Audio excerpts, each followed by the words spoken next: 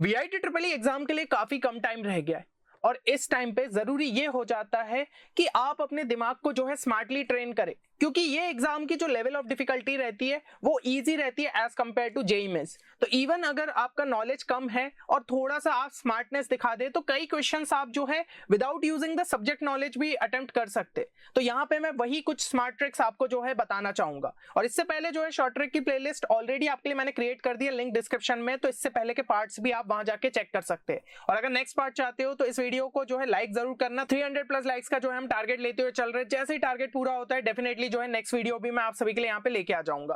अब अगर हम जो है यहाँ पे क्वेश्चन देखें तो ये क्वेश्चन जैसे कि अभी जो आपका वीआईटी ट्रिपल ई का ऑफिशियल मॉक टेस्ट डाला है ना, उसी का जो है मैंने क्वेश्चन लिया है, क्योंकि हम सिमिलर लेवल ऑफ डिफिकल्टी के क्वेश्चंस यहाँ पे एक्सपेक्ट कर सकते हैं। तो आपको समझ में आएगा जब इन क्वेश्चंस में जो है हम इस टाइप की शॉर्ट ट्रिक अप्लाई कर ले रहे हैं तो एक्चुअल एग्जाम में भी कर सकते हैं। अब इस क्वेश्चन में क्या दिया है, consider the following system of equations आपको देके रखिए। तो above system will have solution और ऑप्शंस हम सभी के सामने। अब हम जो है जनरली क्या करते हैं, हम यहाँ पे जो है एक मैट्रिसेस वाला मेथड पढ़ते हैं सिस्टम ऑफ इक्वेशन को सॉल्व करने का, और दूसरा डिटर्मिनेंट वाला मेथड सॉल्व करते हैं। लेकिन मैं यहाँ पे आपको बताना चाहूंगा एक तीसरा मेथड भी एग्जिस्ट करता है जो कि इन दोनों से ज्यादा एफिशिएंट है और इजी भी आपको पड़ता है। तो ये आपका जो है टाइम काफी ज्यादा सेव कर सकता है। और वो तीसरा मेथड आपके जो क्लास 10th में आप चीजें पढ़ते हो ना उससे आप निकाल सकते हो। तो बेसिकली ये जो है आपका 3 इक्वेशन 3 वेरिएबल वाला जो है सिस्टम है, हम एक काम करते हैं ना, इसको जो है 2 वेरिएबल और 2 इक्वेशन वाला सिस्टम बना लेते हैं। कैसे, किसी भी एक वेरिएबल को आप एलिमिनेट कर सकते हो। तो क्लियरली हमें दिख रहा है कि अगर मैं जो है इक्वेशन 2 में से इक्वेशन 1 को सब्ट्रैक्ट कर दूं तो ये x x कैंसिल हो जाएगा, 2y माइनस y अपना y आ जाएगा, 4z माइनस z जो है अपना 3z आ जाएगा, और ये क्या बन गया b माइनस ऑफ 1, है ना।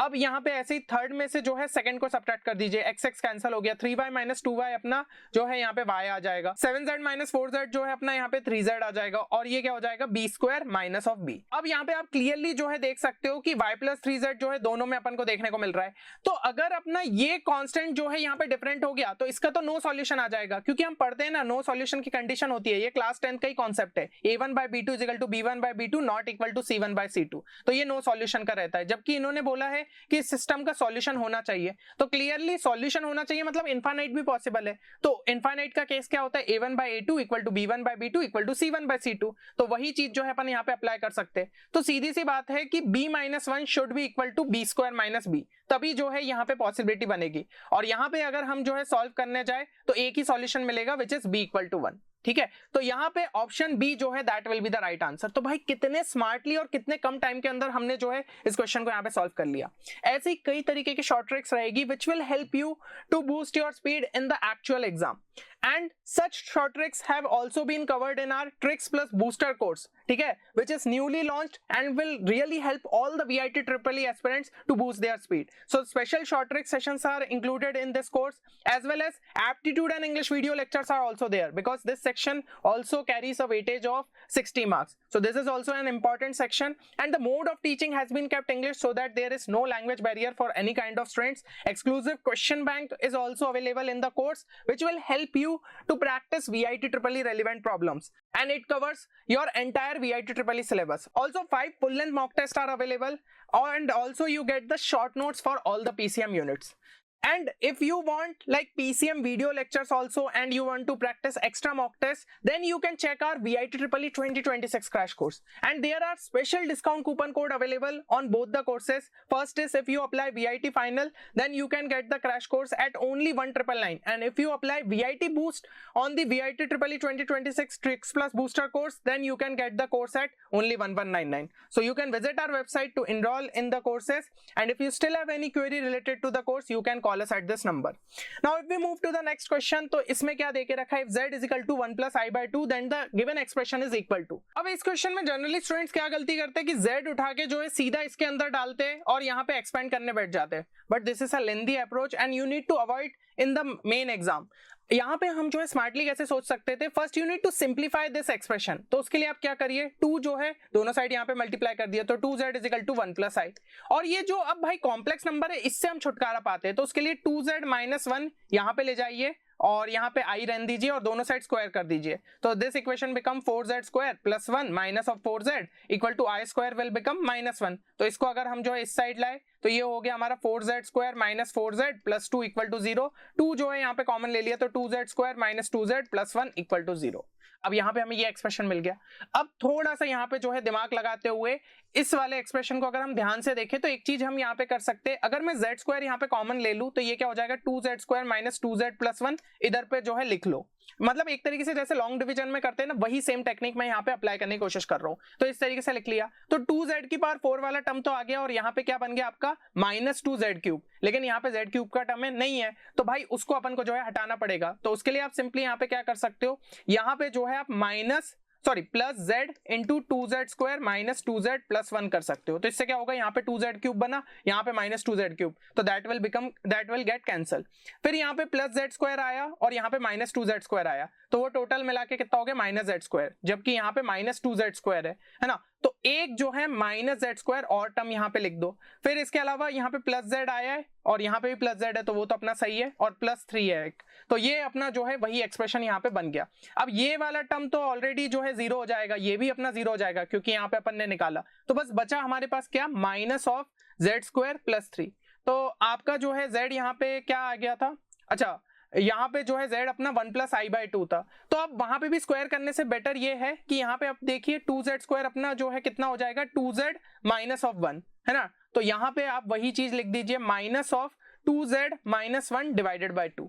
इस तरीके से जो है मैं इसको लिख सकता हूँ प्लस 3। तो ये अपना जो है सिंपली यहाँ पे क्या बन गया z minus of 1/2, z minus of 1/2। तो यहाँ पे बेसिकली आपका हो रहा है कि 3 प्लस 1/2 यानी कि 7/2 और माइनस जो है z। अब z की जगह 1 प्लस i/2 यहाँ पे सब्सटीट्यूट कर दीजिए, तो ये हो गया 7 minus 1 minus i divided by 2। तो ये बेसिकली हमें क्या मिल रहा है, ये मिल रहा है हमें 6 माइनस ऑफ i/2, और यहाँ पे 2 से अगर मैं डिवाइड कर दूं तो 3 माइनस i/2, यानी कि ऑप्शन सी जो है अपना सही आंसर है। तो इस टाइप के जो क्वेश्चंस रहते हैं उसके अंदर हमें ये अप्रोच जो है यहाँ पे फॉलो करना रहता है। क्लियर है। चलो नेक्स्ट क्वेश्चन देखते हैं, linear approximation for gx is equal to cos x at x equal to π/2 is. अब जनरली स्टूडेंट्स का इसके अंदर अप्रोच क्या रहता है कि हम जो है एओडी के कॉन्सेप्ट के थ्रू जाएंगे, और वो गलत भी नहीं है। आपका जो लीनियर अप्रोक्सीमेशन का फॉर्मूला रहता है वही यूज करके हम जो है यहाँ पे फाइनल आंसर तक पहुंचेंगे। लेकिन अगर आप जो है एग्जाम में अपियर हो रहे हो तो you need to think smartly. यहाँ पे एक चीज जो है ऑब्जर्व करिए, लीनियर अप्रोक्सीमेशन की यहाँ पे बात कर रहे हैं एट x इक्वल टू π/2। तो जब मैं इसके अंदर x इक्वल टू π/2 डालूंगा तो यहाँ पे क्या आएगा cos π/2 इक्वल टू 0।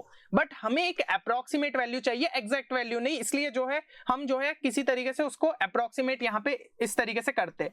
अब इसके अंदर आप एक चीज ऑब्जर्व करिए, जब जब हम x इक्वल टू π/2 डाले तो हमें ऑप्शन भी फिर 0 ही मिल जाना चाहिए। यहाँ पे मैंने π/2 डाला, ये 0 दे रहा है, यहाँ पे π/2 डाला, ये भी 0 दे रहा है, बट यहाँ पे π/2 डाला तो ये कितना दे रहा है माइनस π। तो ये राइट आंसर नहीं हो सकता क्योंकि cos π/2 हमें 0 ही वैल्यू देगा, और यहाँ पे जो है π/2 डाला तो ये π दे रहा है, ये भी अपना सही आंसर नहीं हो सकता। तो आइदर ये है या फिर ये है। लेकिन अब उसमें जो है प्लस x रहेगा कि माइनस x, तो उसके लिए भी थोड़ा सा यहाँ पे फिर से अगर दिमाग चलाए, यहाँ पे हम जानते हैं cos x का ग्राफ जो है कैसा रहता है, ऐसा रहता है। तो अब आपका जो है यहाँ पे x माइनस ऑफ π/2 जो है कैसा रहेगा, x minus of π/2 y equal to x ऐसा रहता है, और माइनस π/2 मतलब कि कुछ इस तरीके से जो है आपका यहाँ पे x माइनस π/2 जाएगा। अब यहाँ पे आप क्लियरली देख सकते हो कि वो इसी पॉइंट से जो है पास कर रहा है, लेकिन हम जब यहाँ पे लीनियर अप्रोक्सीमेशन की बात कर रहे हैं तो वो ग्राफ के जैसा मतलब दिखना चाहिए, मतलब यहाँ की जो पास की भी वैल्यूज है ना वो भी सिमिलर वैल्यू हमें देनी चाहिए। जबकि ये यहाँ पे अगर हम देखें तो बहुत ज्यादा जो है डिफरेंस अपन को देखने को मिल रहा है। जबकि अगर मैं जो है यहाँ पे आपके माइनस x प्लस π/2 का यहाँ पे ग्राफ देखूं तो वो हमारा जो है कैसा जाएगा, वो हमारा कुछ इस तरीके से जाएगा, ठीक है, वो हमारा कुछ इस तरीके से जाएगा। तो यहाँ पे जो है हमें अप्रोक्सीमेट वैल्यू काफी ज्यादा जो है सेम जो है देखने को मिलेगी। तो सही आंसर यहाँ पे क्या होना चाहिए आपका माइनस x प्लस π/2। ये आपको जो है दिमाग लगा के सॉल्व करना था, और एओडी से भी हम जो है सेम आंसर तक पहुंचते। तो ये थोड़ा सा आपका क्विकर अप्रोच है और एग्जाम में भी जो है इस टाइप के क्वेश्चंस में सॉल्व करने में हेल्पफुल रहता है। चलो हम जो है फाइनल क्वेश्चन अगर यहाँ पे देखें, a plane meets the coordinate axis in ABC such that the centroid of the triangle ABC is alpha beta gamma. तो इक्वेशन ऑफ प्लेन आपसे पूछा है। अब अगर आपको यहाँ पे क्लैरिटी नहीं मिल रही है किस टाइप से सॉल्व करना है, तो बहुत सिंपल सा आप एक चीज यहाँ पे मान सकते हो, एक प्लेन जो है 3 कोऑर्डिनेट एक्सिस को यहाँ पे मीट कर रहा है, तो हम उस प्लेन को ऐसा मान लेते हैं ना कि वो जो है सिंपली यहाँ पे आपका y एक्सिस पे 0,1,0 पे काट रहा है, और यहाँ पे जो है फिर से आपका 1,0,0 पे काट रहा है, और z एक्सिस पे जो है अपना कितने पे काट रहा है 0,0,1। अब ये जो है आपका यहाँ पे क्या हो गया, प्लेन हो गया। ठीक है, तो इसका सेंट्रॉइड हमें जो है कहां पे देखने को मिलेगा, क्लियरली बता सकता हूं 1/3, 1/3, 1/3। ठीक है, तो ये प्लेन जो है यहाँ पे अपना मीट कर रहा है, तो इक्वेशन ऑफ द प्लेन पूछा है। अब जब भी कोई प्लेन यहाँ पे आपका जो है इंटरसेप्ट्स बनाता है, लेट्स से ABC, तो हम उसे लिखते हैं x/a plus y/b plus z/c equal to 1।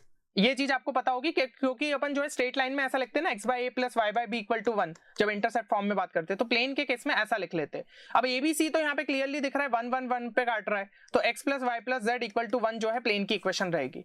अब यहाँ पे ऑप्शंस अगर हम ध्यान से देखें तो अल्फा बीटा गामा जो है अपने क्या है, यहाँ पे हमारे सेंट्रॉइड के वाले जो है कोऑर्डिनेट्स है, तो बस वहां पे सब्स्टिट्यूट करके चेक कर लो कौन सा ये आंसर दे रहा है। तो एक ही ऑप्शन देगा विच इज ऑप्शन डी, है ना। अल्फा बीटा गामा की जगह जब हम 1/3 डालेंगे तो 3 3 कैंसिल हो जाएगा और x plus y plus z equal to 1 मिल जाएगा। तो ये आपका काफी क्विकर अप्रोच था, तो ये डायरेक्टली याद रखिएगा, ऐसे टाइप के क्वेश्चन में आप सब्स्टिट्यूट करके भी जो है आंसर तक पहुंच सकते हैं।